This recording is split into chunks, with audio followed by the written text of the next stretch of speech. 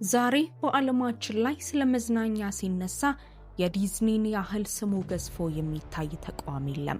በዲኤስቲቪ በኢንተርኔትና በተለያዩ አማራጮች አማካኝነት ያ ውብ ቤተመንግስት አስማታዊ ትረካዎችና ደስ የሚሉ ገጸ ባህሪያት ወደ ቤታችን ዘልቀው በመግባት የልጆቻችንን አልፎም የእኛን አእምሮ በደስታ ምስሎች ሞልተውታል። ነገር ግን ከዚህ አስማታዊ ዓለም በስተጀርባ እጅግ ዘግናኝና ሚስጥራዊ የሆኑ መልእክቶች ተደብቀዋል ብላችሁ አስባችሁ ታውቃላችሁ? ዲዝኒ የልጆችን አእምሮ ለመቅረጽ የሚጠቀምባቸው ድብቅ መልእክቶች ዓላማቸው ምንድን ነው? ዛሬ በዓለም ላይ ትልቁ የልጆች መዝናኛ ተቋም በሆነው በዲዝኒ ስም ሎጎና ፊልሞች ውስጥ የተቀበሩትን ድብቅ መልእክቶችና አንድምታቸውን በጥልቀት እንፈትሻለን። ተዘጋጁ። ስለ ዲዝኒ ያላችሁ እይታ ዛሬ ሊለወጥ ይችላል። ሁሉም ነገር የጀመረው ዋልት ዲዝኒ በሚለው ስም ነው። የሚገርመው ግን ዋልት መጀመሪያ ላይ ለድርጅቱ የመረጠው ስም ዲዝኒ ብራዘርስ ካርቱን ስቱዲዮ የሚል ነበር። ነገር ግን ወንድሙ ሮይ ባደረገው ግፊት ስሙ ወደ ዋልት ዲዝኒ ስቱዲዮ ተቀየረ። ዲዝኒ የሚለው ስም የመጣው ከፈረንሳዩ ዲዝኒ ዝርያ ሲሆን ይህ ቤተሰብ በጥንቱ ዘመን ዓለምን ለመቆጣጠር ከዘመቱ ታላላቅ ወራሪዎች ጋር የተቆራኘ የደም መስመር አለው። ዋልት ዲዝኒ ይህንን ስም ወደ ዓለም አቀፍ ብራንድ ሲቀይረው በጥንታዊ የቁጥር ጥናት ታላቁ ገንቢ የሚል ትርጉም ያለውን ኮድ በውስጡ ደብቆ ነበር። ዋልት ዲዝኒ የሚለው ስም 10 ፊደላት ያሉት ሲሆን በቁጥር ጥናት 10 ቁጥር አዲስ ስርዓት ኒው ኦርደር ማለት ነው። የዚህም አንድምታ ድርጅቱ ከመዝናኛው ባለፈ አዲስ የዓለም አስተሳሰብን የመገንባት ስውር አጀንዳ እንዳለው ይጠቁማል። በተጨማሪም ዲዝኒ አጠራርና ጂኒ የሚለው ቃል በድምጽ መቀራረባቸው በአጋጣሚ የመጣ አይደለም። ጂኒ በጥንታዊ ባህል ጋኔን ማለት ሲሆን የዚህ ዓላማ ህፃናትን ከአስማትና ከመናፍስት ዓለም ጋር ገና በለጋነታቸው በማለማመድ መንፈሳዊ መከላከያቸውን ማዳከም ነው ተብሎ ይታመናል። ስሙ ራሱ እንደ ድግምት ቃል ኢንካንታሽን ያገለግላል። እንዲያውም ዲዝኒ የሚለውን ቃል ዲዝኒ ብለው የሚተነትኑ ወገኖች ትርጉሙ ብርሃን የሌለባቸው ቀናት የሚል የመንፈሳዊ ጨለማን ፍንጭ እንደሚሰጥ ያምናሉ። ይህ ሚስጥር ወደ ሎጎውም በጥልቀት ይዘልቃል። የኩባንያው ሎጎ ለብዙ አስርት ዓመታት የሚኪ ማውስ ምስል ብቻ ነበር። ነገር ግን እንደ ኤሮፓውያን አቆጣጠር በ1985 The Black Cauldron የተሰኘው ፊልም ሲወጣ ለመጀመሪያ ጊዜ ያዝነኛው የቤተ መንግስት ምስል ታየ። ይህ ቤተ መንግስት በጀርመን የሚገኘው ኖይሽዋንስታይን የተባለውን እውነተኛ ግንብ መነሻ ያደረገ ቢሆንም በላዩ ላይ ያለው የሚታየው ተወርዋሪ ኮከብና በቤተ መንግስቱ ላይ የሚያልፈው መብረቅ መሰል መስመር የሉሲፈርን ከሰማይ እንደ መብረቅ መውረድ እንደሚወክልና ልጆች ሁሉን በሚገዛ በፈጣሪ ሕግና ስርዓት ላይ ሳይሆን በጨለማው ዓለም አስማት ላይ እምነት እንዲጥሉ ለማድረግ የተቀረጸ እንደሆነ ይታመናል። የሎጎ ዋና ቀለማት ሰማያዊና ወርቃማ ደግሞ መንፈሳዊ ቁጥጥርንና ምድራዊ ስልጣንን ለማሳየት በጥንታዊ አልኬሚ ጥበብ የተመረጡ ናቸው። ዛሬ በየፊልሙ መጀመሪያ ላይ የሚታዩት ዲዝኒ የሚለው ጽሑፍ የዋልት ዲዝኒ እውነተኛ ፊርማ አይደለም። ያ ጽሑፍ የተሳለው ልዩ በሆነ የጂኦሜትሪ ጥበብ ሲሆን ዓላማውም በውስጡ 666 የተባለውን ቁጥር በስውር መያዝ ነው። በጥንቃቄ ካስተዋላችሁት በዋልት ዲዝኒ ጽሑፍ ውስጥ 3 ግልጽ የሆኑ የ6 ቁጥሮች ተደብቀዋል። የመጀመሪያው W ፊደል ላይ ያለው ጅራት፣ የአይ ፊደል ነጥብና የዋይ ፊደል መጨረሻ ናቸው። እነዚህን 3 ምልክቶች ስታገናኙ 666 የሚለውን የሰይጣን ምልክት ይሰጣሉ። የዚህ አንድምታ ተመልካቹ ሳያውቀው ለአንድ የተወሰነ መንፈሳዊ ኃይል ተገዢ እንዲሆንና ምልክቱን እንዲለምደው ማድረግ ነው። በተጨማሪም በጽሑፉ ውስጥ ያለው የአይ ፊደል ነጥብ ከሌሎቹ ተነጥሎ ከፍ ብሎ ይቀመጣል። ይህ ነጥብ እንደ ፍሎቲንግ አይ ወይም ተንሳፋፊ አይን የሚታይ ሲሆን ይህም ሁሉን የሚያይ አይንን ወይም ሉሲፈርን እንደሚወክል ይነገራል። የሎጎውን ሚስጥር ይበልጥ ስንመረምር በጽሑፉ ውስጥ ያለው ዋይ ፊደል ወደ ታች ተዘቅዝቆ ሲታይ ጂ ፊደልን እንደሚመስል እንረዳለን። ይህም በፍሪሜሰን ምልክት ውስጥ ማዕከላዊ ስፍራ ያለውን የጋድ ወይም የጂኦሜትሪ ምልክት እንደሚወክል ይታመናል። ትልቁ ዲ ፊደልም ከፒራሚድ ቅርጽ ጋር ተመሳሳይነት ያለው ሲሆን በውስጡ ግማሽ ጨረቃን የያዘ ይመስላል። ይህም በአስማተኞች ዘንድ የጨረቃን ጉልበት ለመሳብ የሚጠቀሙበት ምልክት ነው። የዚህ ሁሉ ዓላማ ተመልካቹ ሳያውቀው ለአስማታዊ ምልክቶች አእምሮውን ክፍት እንዲያደርግ ነው። በኦከልቲዝም ጥበብ የተወሳሰቡና የተጠላለፉ መስመሮች የሰውን አእምሮ በስውር ለመሳብ ጥቅም ላይ ይውላሉ። የዲዝኒ ሎጎ መስመሮች ተደጋጋሚ መጠላለፍ ሕፃናት ሳያውቁት ለብራንዱ ልዩ ፍቅርና የአእምሮ እስራት እንዲኖራቸው ለማድረግ የታለመ ነው። የዲዝኒ ምልክት የሆነው ሚኪ ማውስም ዝም ብሎ አይጥ አይደለም። በሚኪ ማውስ ጆሮዎች አማካኝነት በልጆች አእምሮ ውስጥ መገዛትን ለመፍጠር የሚያገለግሉ ምስላዊ ምልክቶች ይተላለፋሉ። በዲዝኒ ፊልሞች ውስጥ ሃይደን ሚኪስ የሚባሉ በድብቅ የተቀመጡ ቅርጾች አሉ። ይህ ሰብሊሚናል ፕራይሚንግ የተባለ ዘዴ ሲሆን ዓላማው የአንድን ሰው አእምሮ ሳያውቀው ለድርጅቱ አርማና ፍላጎት ተገዢ እንዲሆን በማድረግ የረጅም ጊዜ የአእምሮ ስራት መፍጠር ነው። በተጨማሪም በታዋቂው ፋንታሲያ ፊልም ላይ ሚኪ ማውስ የጠንቋይ ረዳት ሆኖ ኮከብና ጨረቃ ያለበት ኮፍያ ለብሶ መቅረቡ ሕፃናት ገና በለጋነታቸው ከአስማትና ከጨለማው ዓለም ጋር እንዲላመዱ የሚያደርግ የመጀመሪያ ደረጃ ትምህርት ነው ተብሎ ይተቻል።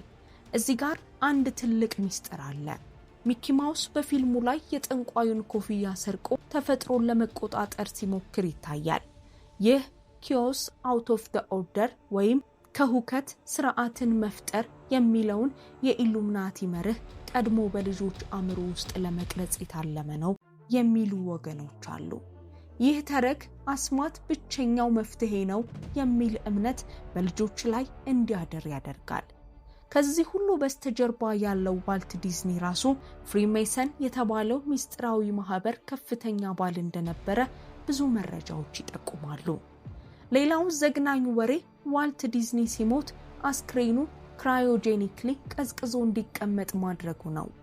ይህ የዘላለማዊ ህይወት ወይም the frozen king አዋዜ ለቴክኖሎጂ ብቻ ሳይሆን በጥንታዊ ምስጢራዊ ማህበራት እምነት እንደገና ለመወለድ ሪኢንካርኔሽን ካለው ጉጉት ጋር ይያያዛል። በአንድ ወቅት ፒራትስ ኦፍ ዘ ካሪቢያን በሚባለው ፓርክ ስር ጭንቅላቱ በሚስጥር ተቀብሮ እንደሚገኝ ይወራል። ይህም ወደፊት የሞት ጌታ ሆኖ ለመመለስ ካለው ምኞት ጋር ይያያዛል። ከዚህ በላይ ዋልት ዲዝኒ ለረጅም ዓመታት የኤፍቢአይ ሰላይ የነበረ ሲሆን ይህ የሚያሳየው ዲዝኒ ከመዝናኛ ባለፈ ህዝብን ለመቆጣጠር የሚያገለግል የመንግስት መሳሪያ እንደነበር ነው። ድርጅቱ በካርቱን ፊልሞቹ ውስጥ ለአይን የማይታዩ ነገር ግን ለንቃተ ህሊና የሚቀሩ ድብቅ የወሲብ ምስሎችን ሰብሊሚናል ሴክሹዋል ፕሮግራሚንግ በመክተት ይታማል። ለምሳሌ The Lion King በደመና ውስጥ SEX የሚል ፊደላት በThe Little Mermaid ሽፋን ላይ ያለው አጠራጣሪ የብልት ቅርጽና በሪሴኪዩርስ ፊልም በመስኮት በኩል የምትታይ የራቁት ሴት ምስል ይጠቀሳሉ። የዚህ ዓላማ የልጆችን አእምሮ ገና በለጋነታቸው ሴክሹዋላይዝ በማድረግ የሞራል እሴቶቻቸውን እንዲያጡ ማድረግ እንደሆነ ይታመናል። በዲዝኒላንድ መሃል የሚገኘው ክለብ 33 ደግሞ ሌላው ሚስጥር ነው። 33 ቁጥር በፍሪሜሰን ከፍተኛው ደረጃ ሲሆን ይህ ክለብ የዓለማችንን ዕጣ ፈንታ የሚወስኑ ባለጸጎች የሚሰበሰቡበት ቦታ ነው። ይህ ክለብ በዲዝኒላንድ ውስጥ አልኮል የሚፈቀድበት ብቸኛው ቦታ መሆኑና አባል ለመሆን ከፍተኛ የገንዘብ ክፍያ $25,000 መግቢያ ክፍያ መጠየቁ ሚስጥራዊነቱን ያጠነክረዋል። ይህ ቁጥር በፊልሞቹ ውስጥም በታርጋዎችና በቤት ቁጥሮች ላይ በተደጋጋሚ ይታያል። የዚህ ዓላማ እንደ ባለቤትነት ማህተም ሲሆን ሚስጥራዊው ማህበር ይህ የኔ ውጤት ነው የሚል መልእክት ለሚያውቁት ሰዎች የሚያስተላልፍበት ዘዴ ነው። ዋልት ዲዝኒ ኢፕኮት የተባለውን ፕሮጀክት ሲያቀድም በድብቅ ሰዎችን በቴክኖሎጂ የሚቆጣጠርበት ዲክታተርሺፕ ከተማ ለመመስረት አልሞ ነበር። የዲዝኒ ፓርኮች አቀማመጥ ወይም the map logic ልክ እንደ ሚስጥራዊ ማህበራት የአምልኮ ስፍራዎች ሳከርድ ጂኦሜትሪ ተሰልቶ የተሰራ ነው። ይህም ሰዎች በፓርኩ ውስጥ ሲንቀሳቀሱ ሳያውቁት በተወሰነ ኃይል ውስጥ እንዲሆኑና ለአእምሮ ቁጥጥር ምቹ እንዲሆኑ ያደርጋቸዋል። ሌላው በሁሉም ፊልሞች ውስጥ የሚደገመው A113 የሚል ኮድ ሲሆን ተንታኞች ይህ ኮድ የሰዎችን ንቃተ ህሊና ለመቆጣጠር የሚያገለግል ድግግሞሽ እንደሆነ ይናገራሉ። ምንም እንኳ ይፋዊ ትርጉሙ የካሊፎርኒያ ጥበብ ኢንስቲትዩት የክፍል ቁጥር ነው ቢባልም የሴራ ተንታኞች ግን ይህ ቁጥር ኢላይት የሆኑት የሆሊውድ ባለሙያዎች እርስ በርስ የሚግባቡበት የባለቤትነት ማህተም እንደሆነ ይገልጹታል። አንድምታው ተመልካቹ ሳያውቀው አእምሮ የተወሰኑ መረጃዎችን ያለምንም ጥያቄ እንዲቀበል ፕሮግራም የማድረግ አካል ነው። ዲዝኒ በፊልሞቹ ውስጥ የቤተሰብ እሴትን የሚያዳክሙ ክፉ የእንጀራ እናት አባዜዎችንም ይጠቀማል። በአብዛኛው ፊልሞቹ እናት የለችም ወይም በክፉ የእንጀራ እናት ትተካለች። ዓላማው ህፃናት በወላጆቻቸው ላይ እምነት እንዳይጥሉና መመሪያን ከአስማት ወይም ከማያውቋቸው አካላት እንዲቀበሉ አእምሮአቸውን ማዘጋጀት ነው። ይህም ህፃናትን ለሞናርኪ ፕሮግራም ወይም ለአእምሮ ቁጥጥር ተጋላጭ ያደርጋቸዋል። ከዚህም ባለፈ እንደ ስኖ ዋይት እና ሲንደሬላ ባሉ ልዕልቶች አማካኝነት ልጃገረዶች ደህንነታቸውንና የህይወት ትርጉማቸውን ከፈጣሪ ከመፈለግ ይልቅ ሁልጊዜ ምድራዊ አዳኝ ወይም ልዑል እንዲጠብቁ በማድረግ አእምሮአቸውን ለተሳሳተ ጥገኝነት ያዘጋጃሉ። ይህም እውነተኛውን መንፈሳዊ ማንነታቸውን እንዲዘነጉ ያደርጋቸዋል። ይባስ ብሎም ዲዝኒ በአብዛኛው ፊልሞቹ ተአምር የሚመጣው ከፈጣሪ ሳይሆን ከአስማት ወይም ከከዋክብት ዊሺንግ አፖን ኤ ስታር እንደሆነ ይሰብካል። ይህ በልጆች አእምሮ ውስጥ ያለውን መንፈሳዊ መሰረት በስውር የመናድ ስራ ነው። ታሪኩ በዚህ አያበቃም። ዲዝኒ ዲስከቨሪ አይስላንድ እና ሪቨር ካንትሪ የተባለ ግዙፍ ፓርኮችን በአንድ ጀንበር ዘግቶ ጥሏቸዋል። በከፍተኛ ጥበቃ የሚጠበቁት እነዚህ ቦታዎች ላይ ሚስጥራዊ የሰውና የእንስሳት ጄኔቲክ ምርምር ሂዩማን አኒማል ሃይብሪድ ይካሄድ እንደነበር ይገመታል። ከዚህም በተጨማሪ ዲዝኒ በቅርቡ በገዛቸው እንደ ስታር ዋርስ እና ማርቨል ባሉ ትልልቅ ብራንዶች አማካኝነት ትራንስሁማኒዝም ወይም የሰው ልጅ ከተፈጥሮ ውጭ በቴክኖሎጂ የመቀየር አባዜን በስፋት እያስተዋወቀ ይገኛል። ይህም አዲስ የዓለም ስርዓት ኒው ወርልድ ኦርደር ለሚያቅዱ አካላት መንገዱን የማመቻቸት አካል እንደሆነ ይታመናል። ዲዝኒ መረጃዎችን የሚለቅበት ጊዜም ቢሆን የ7 ቀናት ዑደትንና የጨረቃን እንቅስቃሴ እንደሚከተል ይታመናል። ይህም መንፈሳዊ ተጽዕኖውን ከፍ ለማድረግ ነው። እንዲያውም ፕሪዲክቲቭ ፕሮግራሚንግ በሚባለው ስልት ወደፊት የሚከሰቱ ዓለም አቀፍ ክስተቶችን አስቀድሞ በመለክት በማሳየት የሰዎችን አእምሮ ለውጡን ያለምንም ተቃውሞ እንዲቀበል ያዘጋጃል።